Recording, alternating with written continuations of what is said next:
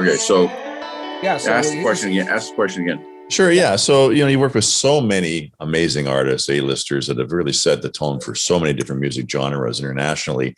What do you look for in an artist that makes you say, there's something special there? Is there anything particular that just it clicks with you, or is it just a process to get to that point? Or I think it starts out as gut, just gut feel, and then there's a certain amount of analysis that goes with it. And when you think about it, it's really, does someone have a really memorable voice that in other words, not necessarily Celine Dion hit the notes crazy in a crazy way, but is a voice like a Norah Jones, whose voice is you hear it instantly, that voice is so recognizable. If it comes on the radio or whatever, it's just one of those iconic voices. Right. Is there a lyric that just might completely move you, change the world? Go all the way back to me walking up the street and Bob Dylan's song coming out and me going, wow, that's what was it about that? I still don't know what Positively 4th Street's about, but all I know somehow it kind of got me. Right. Is there some energy like the Beatles the first time I heard them? I mean, it really is more or less a gut thing.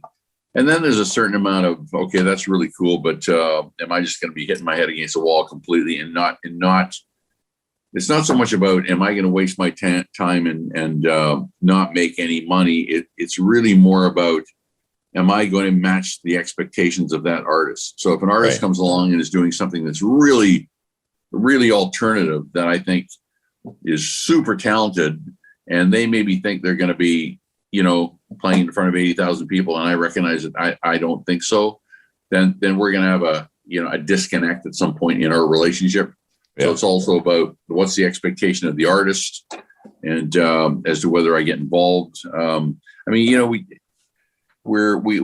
try to help develop some younger artists in our company, and there was this young artist, who really shows some promise and was asking me a question, and I said to him, I said, look, let me ask you a question. Are you really interested in playing for, an arena full of people, or are you interested in playing for your own audience? And he said, I just want the people that listen to my music to really get it and love it, and I don't care if it's a club site.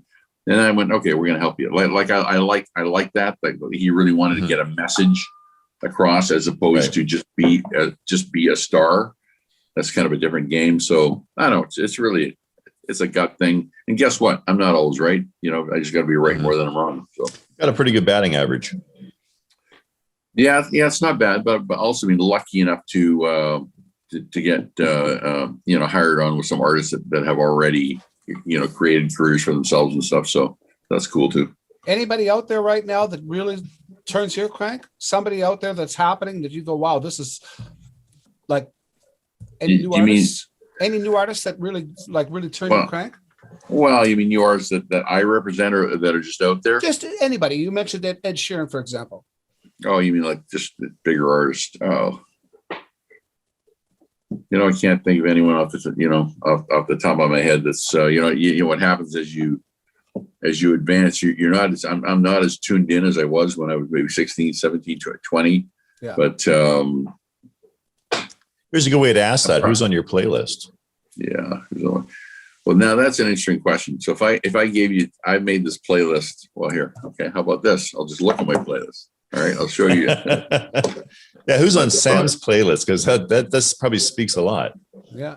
That's a very good question. And I'll just go, and I love this. And I love Spotify for that reason, much as I might not like it for some other reason. And my playlist is, I got a bunch of playlists, right? But if I look at what I call just like a party place, if I'm having people over for dinner, it goes from the Temptations to Michael McDonald to Bruno Mars to Sam Smith to Frank Sinatra to Tony Bennett to Bobby Darin to Nat King Cole to Michael Bublé to Diana Krall to Fred Astaire to Sarah McLachlan to Al Green to Gladys Knight to Smokey Robinson to James Taylor, all the way to Duke Ellington, Neil Diamond, Journey, Frankie Valli, Rod Stewart, Jimmy Ruffin, Bob Dylan, Van Morrison.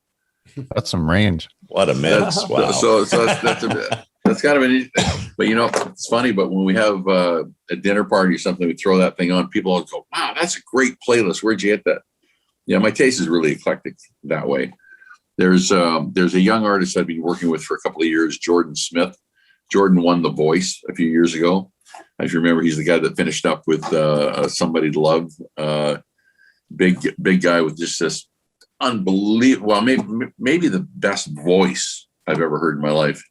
Just a fantastic singer and just a beautiful guy.